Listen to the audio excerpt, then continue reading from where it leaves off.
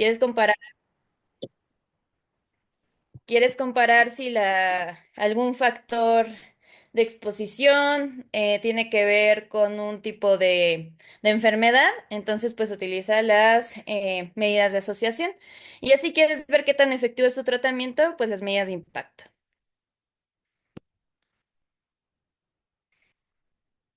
Es importante mencionar que pues estas medidas tienen ciertos límites. Hay algo que se llama el fenómeno del iceberg, que si nosotros vemos hasta arriba, pues hagan de cuenta que la puntita del iceberg es lo que nosotros vemos la enfermedad. Hasta arriba, pues vamos a ver en mayor frecuencia a los casos que son fatales, a los que son severos, o sea, es decir, a la gente que se siente enferma, que se siente mal y por alguna razón va al médico. Pero también tenemos gente que ha muerto en su casa, de las cuales nunca nos enteramos. Entonces, eso sería como parte, pues, de la población que está abajo, ¿no?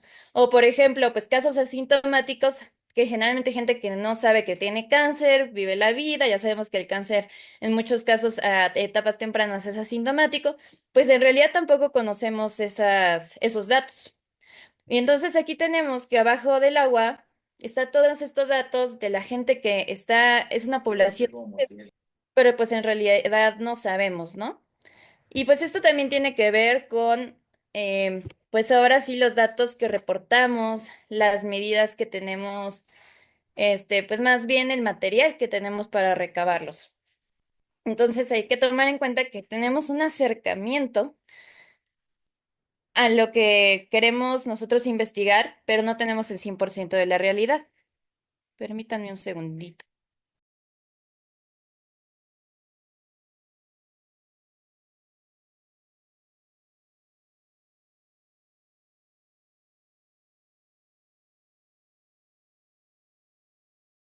Listo, disculpen. Entonces, pues bueno, como mencioné, vamos a comenzar con lo que son las medidas de frecuencia. En las medidas de frecuencia, principalmente, pues nosotros lo relacionamos con la prevalencia y la incidencia.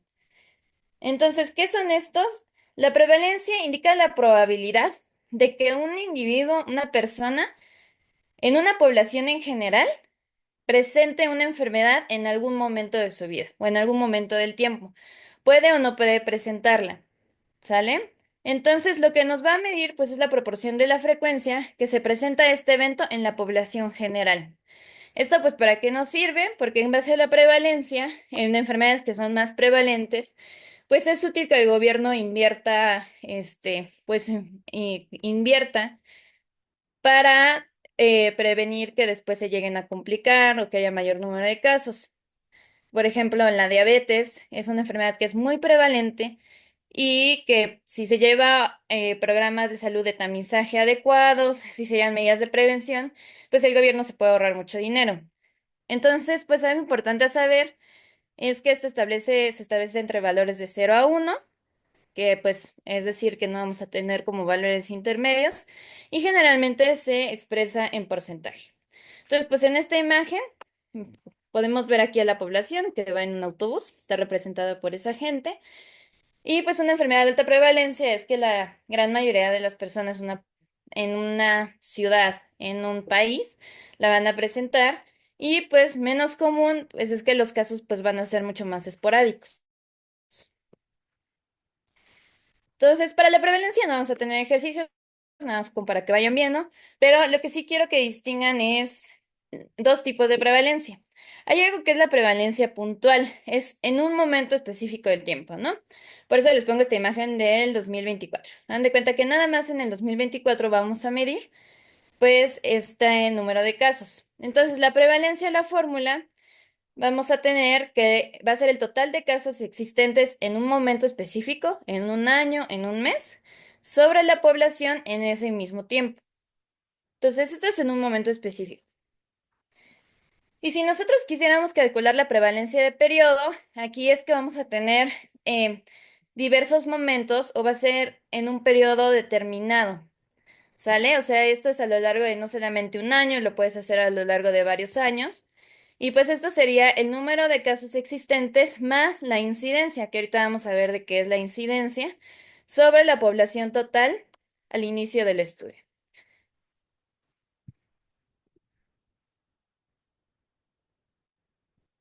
El doctor está pidiendo que la guardia A y la guardia D se identifiquen. No sé si la guardia D estará atorado, doctor. Si le pueden mandar un mensaje, chicos, se los agradecería.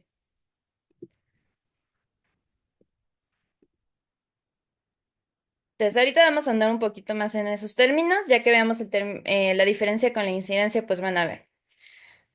Este es un poquito para que veamos cómo se pueden dividir la prevalencia. Por ejemplo, podemos hacer una prevalencia de casos. En este caso podemos hacer la prevalencia entre los expuestos, la prevalencia en los no expuestos, o podemos hacer la prevalencia del total. Lo mismo va a pasar con la incidencia, que por ejemplo en los estudios de cohorte podemos sacar la incidencia acumulada, que ahorita vamos a ver ese término, en expuestos, en no expuestos. Entonces, pues básicamente estas medidas las podemos dividir, ¿no? A nuestra conveniencia y a lo que nosotros queramos medir. Ahora, la incidencia. La incidencia va a ser, yo lo veo como algo más en agudo, mientras que la prevalencia es algo más crónico. La incidencia son los casos nuevos, ¿no? Por eso son incidentes de un evento o de una enfermedad. Yo los comparo como si fueran fueguitos. No es que, por ejemplo, en México estemos todo el tiempo incendiados, sino que tenemos ciertos momentos en los que hay más casos, hay más incendios de fueguitos que se prenden y se apagan. ¿No? Entonces, pues esto es se saca a partir de estudios de seguimiento. Como vimos en el diagrama anterior, los estudios transversales utilizan más lo que es la prevalencia y los estudios longitudinales utilizan más lo que es la incidencia. Y esto nos va a servir más que nada para enfermedades transmisibles o de identificación inmediata. Y la prevalencia es un poquito más útil para enfermedades más crónicas, con una mayor evolución. Entonces, hay un término que se llama incidencia acumulada o también se llama riesgo. La incidencia acumulada es la proporción de individuos al inicio de un periodo que se encuentran sanos y se enferman. ¿Sale? Ahorita vamos a hacer un ejercicio. Entonces, esto significa que con la incidencia acumulada vamos a ver qué probabilidad tiene un individuo de desarrollar una enfermedad en un periodo que nosotros estemos investigando, siempre y cuando no se vaya a morir de otra causa.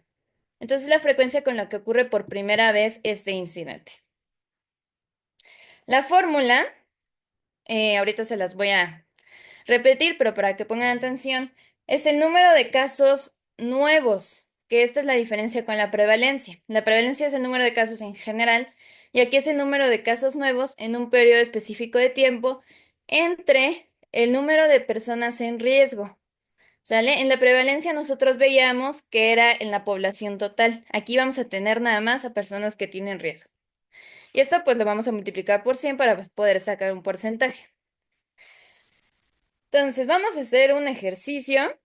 Bueno, ahí ya les puse el resultado, pero pues ustedes lo pueden corroborar. Hagan de cuenta que tenemos 1000 pacientes hipertensos y dislipidémicos. Y pues aquí nos interesa saber si estos pacientes desarrollan un infarto agudo al miocardio en 5 años. Queremos ver qué tantos de estos pacientes con hipertensión desarrollarán un infarto. Entonces, pues de acuerdo a la fórmula, nuestro número de casos serían pues 100 infartos, ¿no? Que tuvimos en 5 años, sobre 1000, que sería el número de pacientes hipertensos. Entonces, si ustedes hacen la división, 100 entre 1000, si quieren háganla, les sale a punto uno. Si ustedes multiplican ese punto uno por 100, pues evidentemente obtienen un 10%. Entonces nosotros podemos decir que la incidencia de infarto agudo del miocardio es del 10% en pacientes que tengan hipertensión y dislipidemia. Entonces aquí, por ejemplo, pueden ver que es en pacientes que ya tienen el riesgo, ¿sale? Entonces los del riesgo, vamos a ver cuántos desarrollan un evento en específico. Ahora, esta incidencia, como les había mostrado en diagramas anteriores, podemos sacarlo de los expuestos nada más, podemos sacarlos de los no expuestos o del total de la muestra. ¿Hasta aquí quedó claro el término de incidencia acumulada?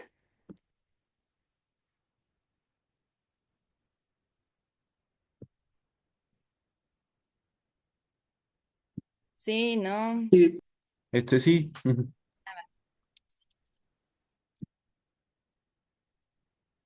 Porque ahorita vamos a ver algo que se llama tasa o densidad de incidencia. ¿Sale? lo que se diferencia aquí es que allí nada más vimos como un corte del tiempo, nada más. Y aquí vamos a acumular varios periodos. Entonces, pues es una expresión dinámica de la población en un largo tiempo.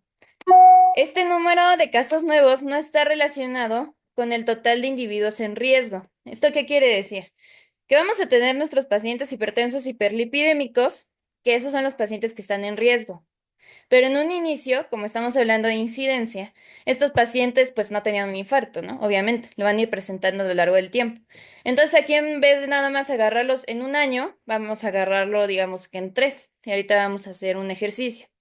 Por eso esta grafiquita. Imagínense que la incidencia acumulada es que nada más los agarramos el 15 de abril y la tasa o densidad de incidencia es que los agarramos a lo largo de varias fechas. Entonces, aquí esta fórmula es que vamos a tener el número de casos de la enfermedad que aparecen en una población durante un periodo de tiempo determinado sobre la suma de los periodos, y esto lo vamos a multiplicar por 100. Entonces, no, pues que esto está muy complicado. Vamos a ver. Ahí tenemos nuestra formulita, ¿no? Nuestros casos sobre el número de periodos. Y vamos a ver aquí igual a los pacientes que están en riesgo, los hipertensos y epidémicos, y cuántos desarrollaron un infarto. Entonces, si ustedes observan esta tablita, podemos ver que en la primera fila tenemos la comparación de varios periodos. Enero de 1976 a julio de 1976, esto ya es un año. Entonces tenemos un año, 2 años, 3 años, 4 años, 5 años y medio de estudio. Y aquí vamos a agarrar para este ejemplo a 5 pacientes, el paciente A, B, C, D y E. ¿Sale? Entonces, pues aquí tenemos los tachecitos que nos indican los infartos agudos al miocardio que presentaron estos pacientes. En este caso vemos que en este periodo de 5 años y medio, nada más 2 pacientes presentaron un infarto. Entonces, ¿alguien se animaría a contestar este ejemplo? O a ver, veamos. A ver quién está. Miguel.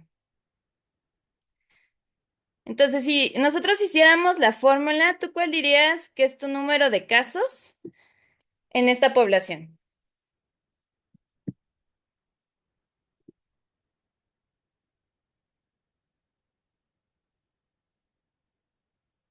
Miguel, ¿estás ahí? Miguel está de guardia, Sari, está tomando, está haciendo un ingreso. Está en la Ah, admisión. perdón, que parece su nombre. Diego, Sí, serían tres. dos, ¿no? ¿Cuántos tachecitos hay? Así, dos, dos. Ajá, exactamente, ¿no? Entonces, el número de casos que tenemos serían dos. Y ahora, en la parte, esto lo vamos a dividir entre la suma de los periodos. De hecho, aquí la misma tablita les dice cuál es la suma de los periodos. Entonces, a ver, Emiliano, Em, la suma de los periodos serían los meses. los periodos, por ejemplo, aquí tenemos en la última columna que el paciente A se le estudió durante 2 años, ¿no? El paciente B se le estudió durante 3. Al paciente C durante 5 años. Entonces, ¿cuál sería tu suma de los periodos? La que está con 16.5. Exacto, ¿no? Esa es tu suma de periodos. Entonces, si nosotros hacemos la formulita de acuerdo a la gráfica, ¿qué resultado les da? Que sería el 12%. 12. 12%, exactamente. Entonces, justamente hacemos esta división de 2 casos entre 16,5 años, que fue el acúmulo de años, te da 12. Esto se puede interpretar que dos de 16,5 personas con hipertensión presentaron un infarto, o en el caso de las tasas, generalmente lo vemos en una población de 100, de 1000. Entonces también podemos decir que 12 de cada 100 personas al año que tienen hipertensión y que tienen dislipidemia presentaron un infarto. ¿Alguna pregunta con esto? ¿Alguna duda?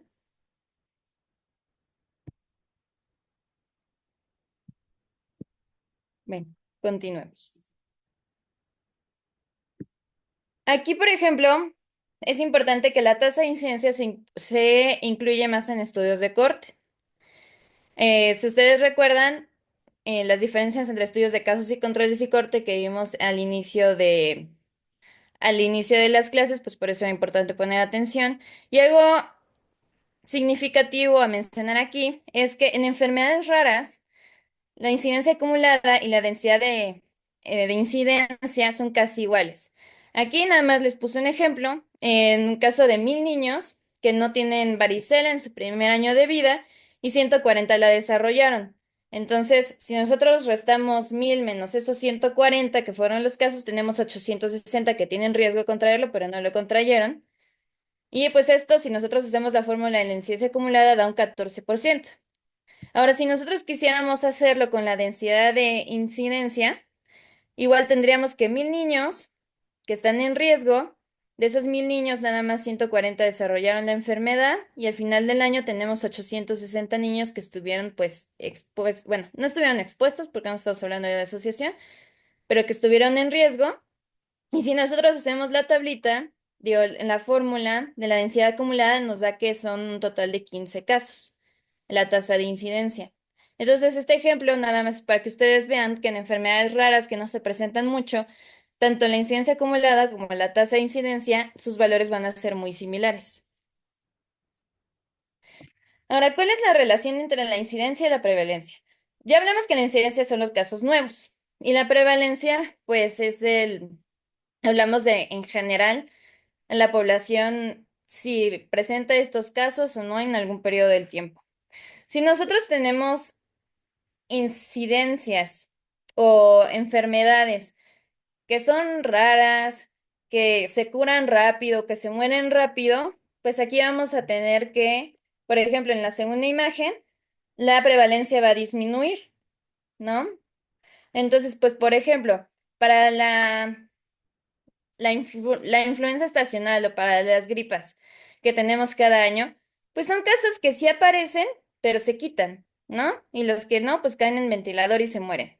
Entonces, la prevalencia de esta enfermedad no es muy grande, porque la enfermedad aparece y desaparece.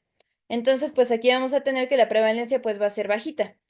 De lo contrario, si tenemos una incidencia que está alta, pero estos pacientes permanecen en estudio, o sea, por ejemplo, con la diabetes, que sí tenemos gran incidencia a nivel nacional, pero estos pacientes no se van a curar y generalmente no se mueren, ¿no? Llegan hasta los 80, 90 años con su enfermedad controlada y la diabetes sigue ahí. Entonces, pues en este caso, la prevalencia nos va a indicar pues que hay una gran prevalencia de esta enfermedad, a diferencia de la gripe.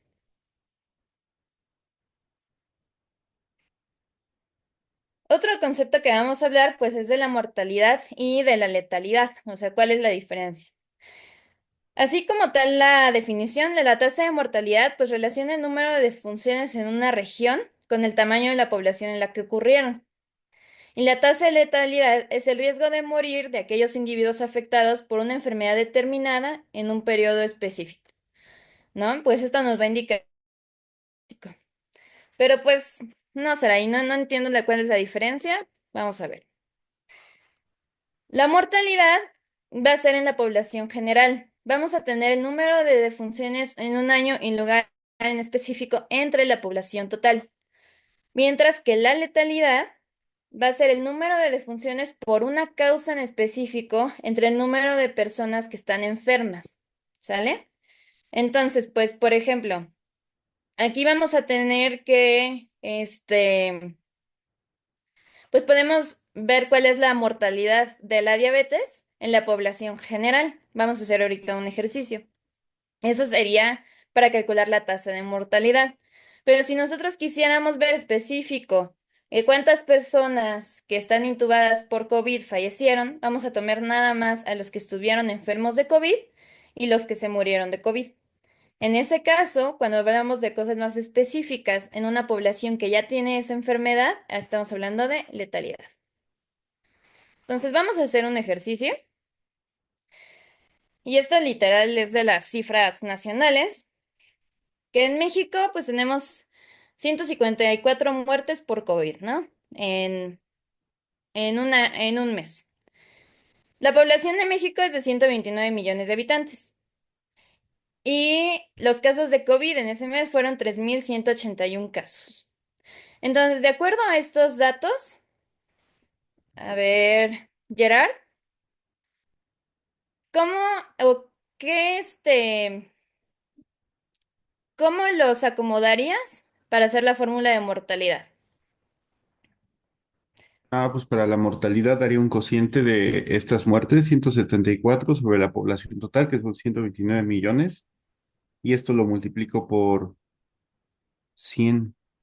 En este caso, por ejemplo, como estamos Ujú. hablando de millones, lo vamos a multiplicar entre 100.000. Entonces, a ver, hagan la división, que como dice él, serían 174 entre 129 Ajá. Con 100,000 me sale punto 13. por 100.000, ajá, exactamente a punto 13, ¿no? Entonces, la mortalidad, si lo hacemos en 100.000 habitantes, decimos que es de punto 13 por cada 100.000 habitantes. Ahora, a ver quién más está. Déjenme ver.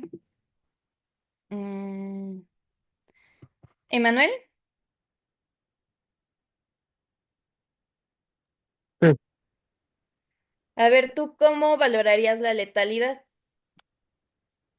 La realidad sería las 174 muertes por 100 entre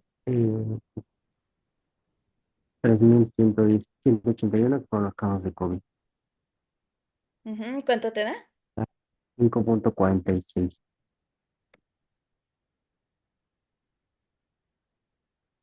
Cinco punto setenta y Ah, cuatro, pues, 5.46. Y aquí en este caso, más que multiplicarlo en ese momento, que sí puedes hacerlo, también puedes multiplicar el 100 al final. Y pues aquí tenemos una letalidad del COVID en pacientes que tienen COVID de 5.74%. Entonces, pues estos ejercicios para que les quede claro más o menos pues cuál es la diferencia entre A ver, entre espérame, Sari. letalidad. A ver, Dígame, doctor. vamos a pedirle a Armando que nos diga cuál es la diferencia entre letalidad y cuál es la diferencia entre mortalidad. Es una sola palabra. Hola, buenas tardes. Hola.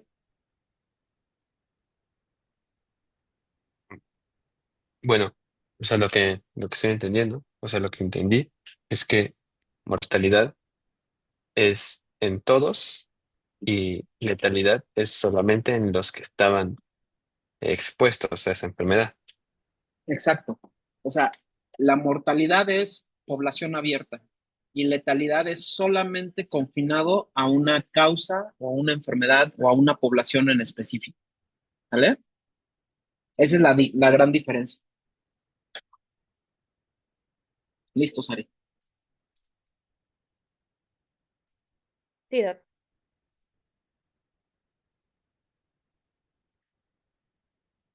Ahora vamos a hablar de las medidas de asociación. Y, y pues como les había mencionado en un inicio, nuestro objetivo va a ser comparar si hay, pues ahora sí que si el factor al que están expuestos puede causar o no puede causar la enfermedad. Entonces, las medidas de asociación, pues analizan la causalidad. Va a ser la comparación de la frecuencia de una o más características entre los expuestos y los no expuestos. Nos van a ayudar a predecir la fuerza de asociación y hay dos tipos, la diferencia o el efecto absoluto y la razón o el efecto relativo, que ahorita nos vamos a aclarar. Entonces, entre estos dos, la diferencia o el efecto absoluto o el riesgo absoluto es la incidencia de una enfermedad en una población. O sea, nos va a decir, qué tanto riesgo tiene de sufrir una enfermedad en un grupo de personas expuestas a un factor. Algo importante aquí es que no se compara la relación no expuesta. Aquí nada más vamos a hablar de los expuestos. ¿Sale? Entonces aquí no vas a indicar si existe asociación entre el factor de exposición y el evento. Entonces, esto va a ser útil para pronóstico, por ejemplo, para predecir pues, cuál es la expectativa de vida de un paciente posterior a un infarto agudo al miocardio, y solo se puede calcular en estudios longitudinales. Y el riesgo relativo, pues vas a determinar si existe asociación entre un factor de exposición y un evento, y hay un aumento o disminución del riesgo entre expuestos y no expuestos. Entonces, igual ahorita lo vamos a hacer para que quede más claro. Supongamos que tenemos un estudio de cohorte que vamos a llevar a lo largo de 3 años. Tenemos sujetos que estuvieron expuestos a una dieta sana, rica en fibra, rica en verduras, en proteínas. Y tenemos los que estuvieron expuestos a una dieta alta en grasas. Y lo que queremos ver es si alguna de estas dietas, o más bien si la dieta alta en grasas, se relaciona con enfermedad coronaria. Entonces, para esto vamos a usar esa tablita que no sé si se acuerdan de su clase de epidemiología de la carrera, donde vamos a dividir primero, pues a los que tienen enfermedad de presente o ausente y los que tienen el factor de exposición o quienes no lo tienen. Entonces, los que tienen el factor de exposición y tienen la enfermedad son el grupo A. Los que tienen la enfermedad pero no tuvieron el factor de exposición son el grupo C. Los que no tienen enfermedad, pero sí tuvieron el factor, son el grupo B. Y los que no tienen la enfermedad ni tampoco estuvieron expuestos en el grupo D. Entonces, de acuerdo a la fórmula de riesgo relativo, es A sobre la suma de A más B y C sobre C más D. ¿Sale? Entonces, vamos a hacer esto. Entonces, tenemos esta tablita de enfermedad arterial coronaria y pues vamos a sacar el riesgo relativo de de los que estuvieron expuestos y no expuestos a una dieta sana y los que desarrollaron, a una dieta sana y no sana y quienes desarrollaron la enfermedad coronaria.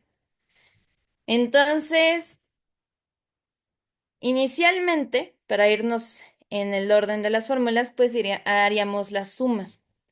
¿Sale? Entonces, ¿quién se anima a sumar a los que estuvieron expuestos? Que sería A más B. Yo, Paso. me dio 200. Ok. Y B más D. C más D.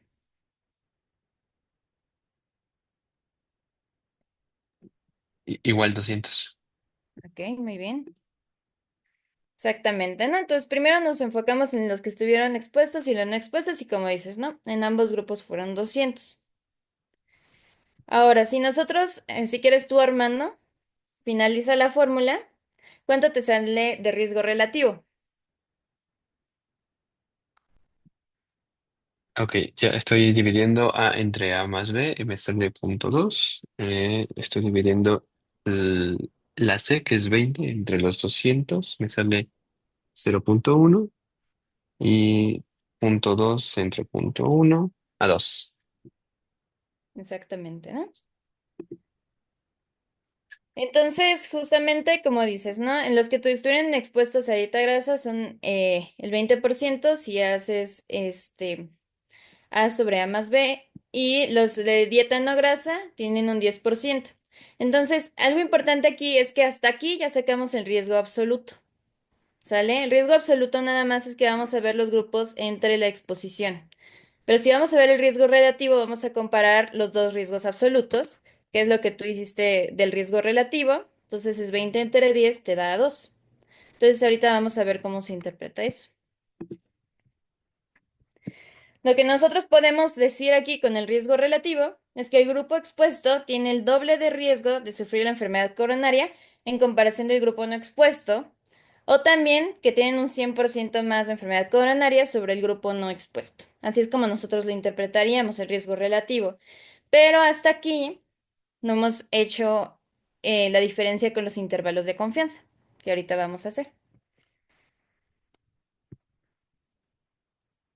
Bueno, no sé si vas a dar la fórmula para intervalo de confianza, pero la verdad es que yo creo que esa, pues No, doctor, no es. doy Ah, bueno. ejemplos. Sí, Ah, no, la bueno, forma porque sí, intervalo de confianza eso está fea. es bastante complicado con raíces cuadradas y no sé qué tanta cosa. No, no, esas no, no lo vamos a hacer. No nos vamos a hacer Ok, el concepto para que quede claro. perfecto. Entonces, hasta ahí tenemos nuestro riesgo relativo, pero dentro de los datos que nosotros tenemos, puede ser que algunos se deban al azar. No vamos a tener el 100% de confiabilidad. Entonces, por eso vamos a sacar un intervalo de confianza, ¿no? Generalmente este intervalo de confianza se maneja entre el 95 y el 99%. ¿Qué significa el intervalo de confianza? Es que yo estimo que mi valor se va a encontrar entre el 95% de los datos de mi población. Y ahorita voy a dar este ejemplo con los tornillitos. Pero lo que nos va a ayudar el intervalo de confianza es poner un margen de error. O sea, nosotros sabemos que no podemos estudiar a todo México. Vamos a tener que estudiar a una población representativa, entonces pues no podemos tener el 100% de seguridad. Este es un ejemplo que a mí me gustó mucho, yo creo que está sencillo, que es que hagan de cuenta que tenemos 10,000 tornillos y Sarai en la posguardia dijo como me voy a poner a ver cuánto miden cada tornillo y quiero sacar cuál es el promedio de tamaño, ¿no? Entonces, pues evidentemente todos los tornillos van a tratar de fabricarlos del mismo tamaño, pero algunos van a estar un poquito más desgastados, no se van a medir 4,8, otros se rompieron 4,5 o 4 o 3 centímetros y van a haber unos que se les pasaron y miden 5 centímetros, ¿no? Yo quiero saber cuál es el promedio de tamaño. Entonces, de estos 10,000 tornillos que tenemos, voy a contar por grupitos de 100, más o menos cuánto miden, ¿no? Entonces agarro mis 10,000 tornillos y agarro 100 tornillitos y los mido. Luego agarro un segundo grupo de 100 tornillitos y los vuelvo a medir. Y agarro un tercer grupo de 100 tornillitos, los vuelvo a medir, así hasta que llego a los 10,000 tornillitos. Entonces, algo importante es que una vez que yo medí todos mis tornillitos, pues voy a tener unos que miden más, otros que miden menos, ¿no? Y eso pues yo lo voy graficando en mi histograma de la población.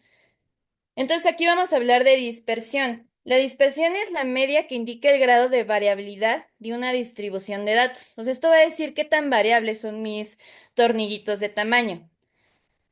Ahora, la desviación estándar es el error estándar o el error de muestreo, que es pues justamente estima la variación entre estas muestras, ¿no? Porque los tornillitos pues todos varían por ciertos grados. Entonces nosotros vamos a hacer nuestro histograma de acuerdo a lo que son los tamaños de los tornillitos, pero pues también calculando este error estándar, que es la dispersión, ¿no? ¿Qué tanto varían de tamaños? Pues aquí nada más como para recordarles lo que es la campana de Gauss, que justamente pues es este acomodo de los datos, ¿no? Entonces tenemos que una muestra más grande y una muestra más pequeña nos van a dar unas distribuciones que no son normales. Entonces, bueno, como dice el doctor, estas fórmulas son muy complicadas. Yo nada más quiero que entiendan el concepto porque sacamos los intervalos de confianza. Entonces, si nosotros hacemos ya de todos los tornillitos que medí, hago mi fórmula para sacar el error estándar, pues obtengo que voy a tener un error estándar de 1,96, ¿no? Con un intervalo de confianza del 95%. Esto quiere decir que mi población se encuentra adentro, o sea, el 1,96 va a estar en las colitas del histograma y, bueno, de la campana, y el resto de mis datos van a estar adentro, van a estar en medio. Aquí, por ejemplo, pues vamos a tomar otra vez lo que significa el intervalo de confianza del 95 y el 99%. Es que el 95% de los datos, por ejemplo, si nosotros restamos el 100% de confianza menos 5, nos da el 95%. Ese 5% de error que le estamos dando a nuestros datos va a estar en las colitas, se divide en los extremos, ¿no? Entonces, en un extremo tenemos que es 2,5 y en el otro extremo que es 2,5. Si nosotros nos vemos súper estrictos, y por eso generalmente los estudios no contemplan un 99% de confianza, sería que tenemos nada más un 0,5 de error en cada extremo de la gráfica. Pero bueno, pues en este caso yo quiero que mi intervalo de confianza sea del 95% y haciendo todas estas fórmulas me dio que es de 1,96. Entonces, nada más esto es para que tomen en cuenta que de acuerdo si la muestra es mayor a 30 o es menor a 30, la fórmula del intervalo de confianza cambia. Pero pues bueno, todo este rollo con los tornillitos era para que se dieran cuenta cómo se saca. que es justamente para ver que no todos los tornillitos son del mismo tamaño, que no podemos medir todos los tornillitos del mundo, pero pues sí queremos que nuestros datos sean lo más confiables posibles. Ahora sí, vamos a ver qué tiene que ver el riesgo relativo con el intervalo de confianza.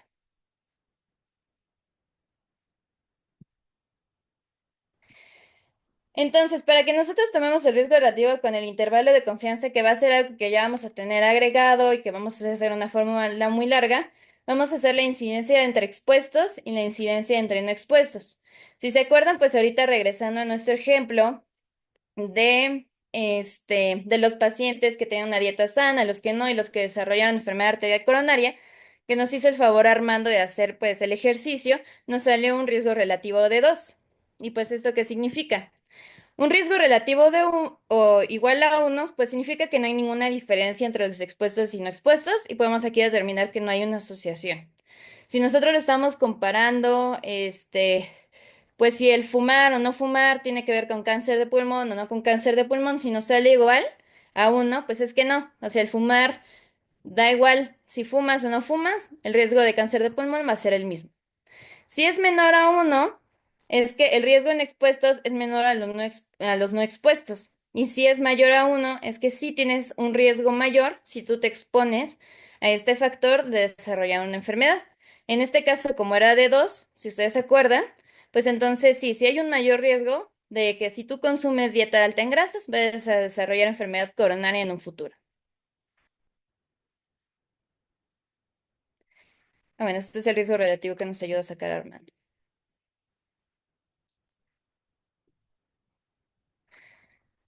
Otros conceptos, no es para que hagan estas fórmulas, pero para que sí entendamos cuando las leamos en algún artículo, que tenemos que entender es el número de pacientes necesarios a tratar. Esto nos va a ayudar a saber si hay algún beneficio en el tratamiento que le estamos dando a una población. Y es el número de pacientes que hay que tratar para evitar un evento. ¿Sale? Entonces, pues esto tiene que ver con el objetivo del estudio. Ahora sí que es el primary outcome. ¿Qué está midiendo el primary outcome? Está midiendo muerte, está midiendo hospitalización, está midiendo desarrollo. Entonces, pues eso es lo que nosotros vamos a tomar en cuenta en el riesgo.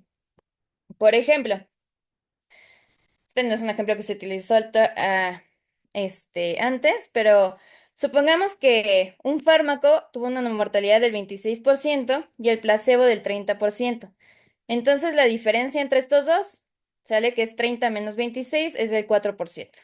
Entonces, si nosotros hacemos nuestra fórmula del número de pacientes necesarios a tratar, sale que es de 25 pacientes. Y pues sí, esto suena muy bonito, pero ¿cómo se interpreta?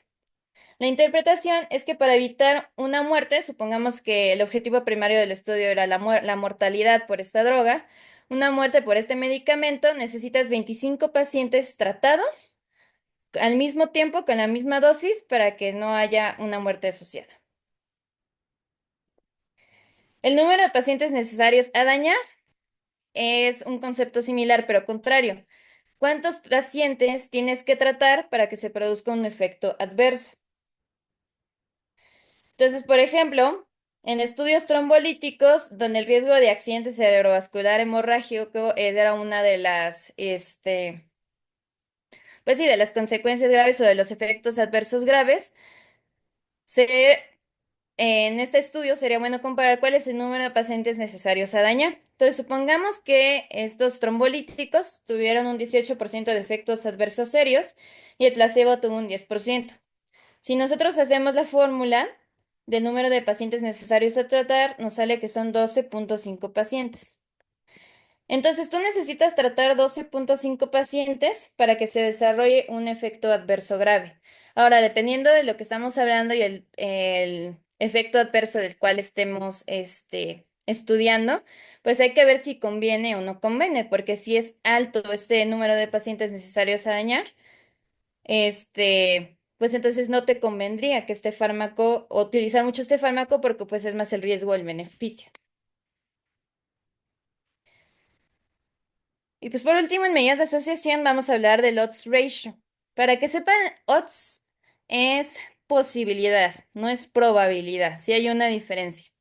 Esto nos va a ayudar en casos y controles y en estudios transversales, no longitudinales. Ahora, si se acuerdan, cuando vimos la clase de diseños de estudio, les mandé esta imagen, a mí me gusta mucho porque creo que queda muy claro, ¿no? ¿Cuál es la diferencia entre los casos y controles versus la cohorte? Y esto tiene que ver, pues, con el odds ratio. Entonces, en los casos y controles, nosotros ya tenemos a los pacientes que están enfermos y queremos ver si hay alguna exposición o si no hay alguna exposición. Y en los estudios de corte tenemos la exposición y vamos a ver si desarrollan la enfermedad. O sea, esa es la diferencia, ¿no? En los estudios de corte nosotros justamente por eso podemos hacer estudios longitudinales, estudios a más largo tiempo y ver si lo van a desarrollar o no. Pero como ahí ya tenemos la exposición, más bien como en los casos y controles solo tenemos la enfermedad pero no la exposición, tú no puedes usar el riesgo relativo, sería mejor usar el odds ratio. Entonces, este odds ratio, pues vamos a partir de identificar las enfermedades y no la exposición. Por eso se utiliza el odds ratio, porque partimos de aquí. Y pues vamos a calcular la proporción de exposición de cada uno y vamos a ver si hay alguna posibilidad de que desarrollen algún evento en el que estemos interesados. Entonces, vamos igual a los ejemplos para que esto quede más claro.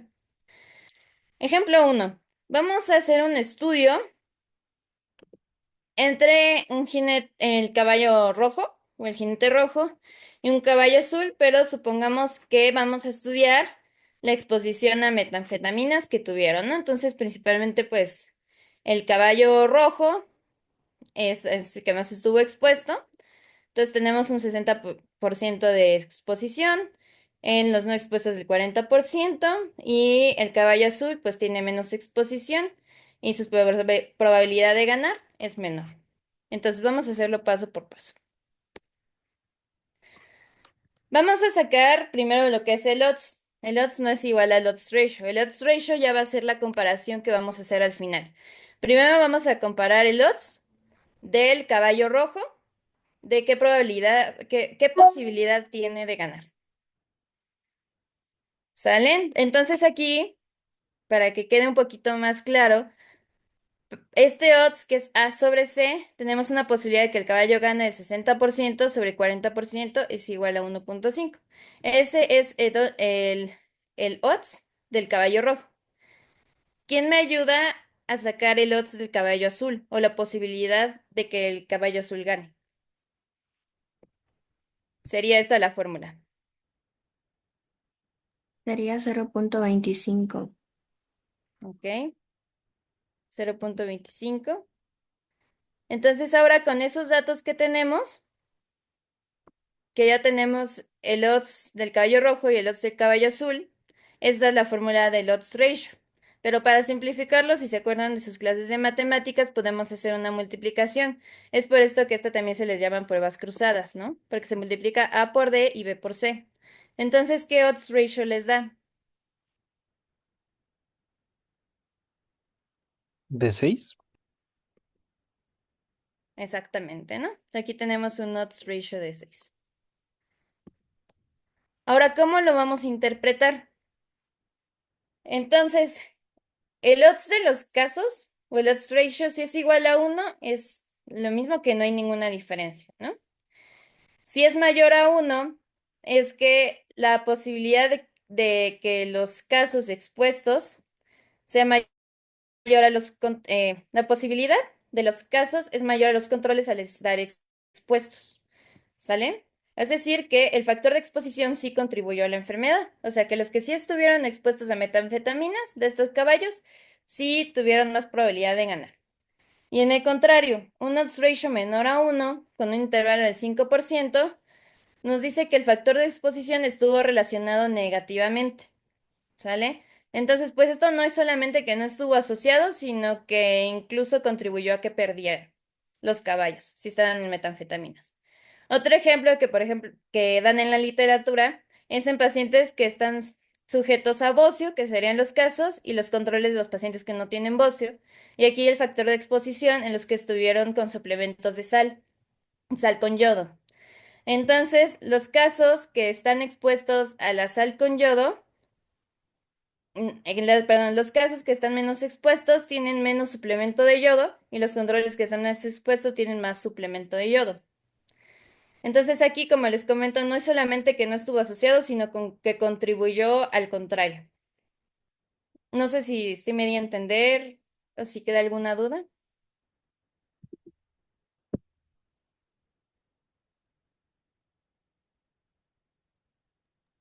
No, claro. Bien. Bueno, esto nada más, aquí lo que quiero que se lleven es cómo se puede interpretar al momento que ustedes den los artículos, que tomen en cuenta que si ustedes ven un estudio de casos y controles, no pueden sacar el riesgo relativo, por esto de que no sabemos la exposición y necesitamos la exposición para poder sacar la fórmula. En este caso tendrían que sacar el odds ratio para poder pues ver qué tanto riesgo tienen estos casos. Y pues bueno, ya sería todo. No sé si existe alguna duda de los conceptos que vimos. No, Sari, excelente clase, muy este, didáctica, utilizaste muy bien tus ejemplos. Felicidades. No sé si alguien tenga dudas o preguntas. No, gracias. Bueno, muy bien. Sari, luego me pasas copia de tu charla, por favor. Sí, claro, doctor. Ahorita se la comparto. Muchas gracias. Igual Listo, les pues ya. comparto Ah, a ustedes, chicos, la presentación para que, por si la quieren repasar en algún momento que les quede alguna duda. oye, Sari, ¿Sí? vamos a tener que buscar varias guías porque ahí puse en el chat todos los que tienen falta. A ver, déjeme ver. Sí, doc. Nada Las... más, bueno, Ixi estaba bueno, sí estaba, pero estaba con otro nombre. Igual, también estaba, eh, Carlos Emiliano, Muy ¿vale? bien. Sí, doctor. Sí, lo Y siento. y los de la guardia, pues no se identificaron cuando les pedí. Entonces, pues ya. Gerard quiere comentar algo, no sé qué quiere comentar. Ah, sí, tenía que ver con el intervalo de confianza de 95%. Este, solo como comentario. Eh, en esta última diapositiva donde se ve que igual a uno es que no hay ninguna diferencia, pues justamente cuando tu intervalo de confianza, tú no quieres que el intervalo caiga dentro de uno, ¿no? O que abarque a uno. Generalmente cuando abarca a uno es algo no significativo. Aunque tengas un riesgo bastante alto, si este intervalo cae, o si uno cae dentro del intervalo más bien, pues entonces no es significativo. Ujú. Ojo, pero cuando haces investigación, sí, o sea, tienes razón, es no significativo, pero me llamó la atención el comentario de que cuando uno busca, hace investigación, lo que busca es que salgan los resultados estadísticamente significativos. No siempre, depende de qué estés estudiando. Si estás comparando dos fármacos y lo que buscas es demostrar que uno no es superior al otro, lo que buscas es que caigan dentro del mismo intervalo de confianza.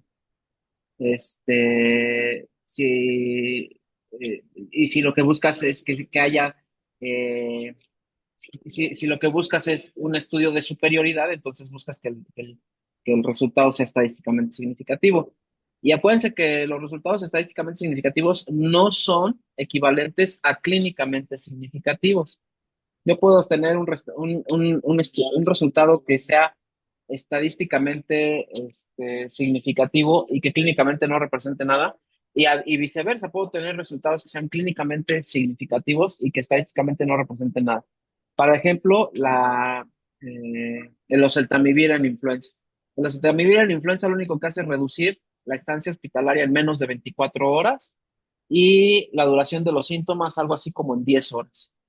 Eso estadísticamente este, fue no significativo cuando lo compararon con placebo. Sin embargo, cuando alguien tiene influenza y tú le das en cualquier fase de la enfermedad el oseltamivir, los resultados son catastróficamente diferentes. O sea, el paciente se siente mucho mejor cuando toma el oseltamivir que cuando no lo toma. Pero eso es difícil de medir. y en los comparativos, los resultados salieron prácticamente iguales tanto para oseltamivir como para placebo. Y la diferencia, si lo vemos desde el punto de vista económico, pues 10 horas pues no me impactan tanto, ¿no? O sea, que un paciente esté 10 horas, pues es menos de un día. Eh, y los resultados, no hay diferencia estadística, pero sí hay diferencia clínica. Y viceversa, podemos tener el caso de un estudio que tenga resultados que sean estadísticamente significativas las diferencias, pero clínicamente no haya diferencia. Por ejemplo, todos tenemos el caso clásico de la digital y los beta bloqueadores en falla cardíaca. Esos dos fármacos impactan en la calidad de vida y en las hospitalizaciones. Se hospitalizan menos por falla cardíaca y tienen mejor calidad de vida. Pero al final de cuentas se mueren exactamente igual los que toman digoxina que los que no toman digoxina, los que toman beta bloqueadores que los que no toman beta bloqueadores. Entonces, ¿qué debemos tomar de esto? Que si bien es cierto que el resultado para mortalidad es estadísticamente no significativo, hay desenlaces intermedios que pueden resultar interesantes. Pero no siempre lo que sea estadísticamente significativo va a tener relevancia clínica. Eso es lo que quiero que se lleve. ¿De acuerdo? Sí, Doc. Muchas gracias. Vale. Muy bien. Pues si no hay nada más, nos vemos el día de mañana. Sí, Doc, de los nombres que mencionó no encuentro el mensaje, si me lo pudiera compartir, por Estar favor. en el chat de residentes de WhatsApp. Ah, ok. Va, muchas gracias. ¿Vale? Bueno, Nos vemos. gracias a todos. Buena noche. Bye.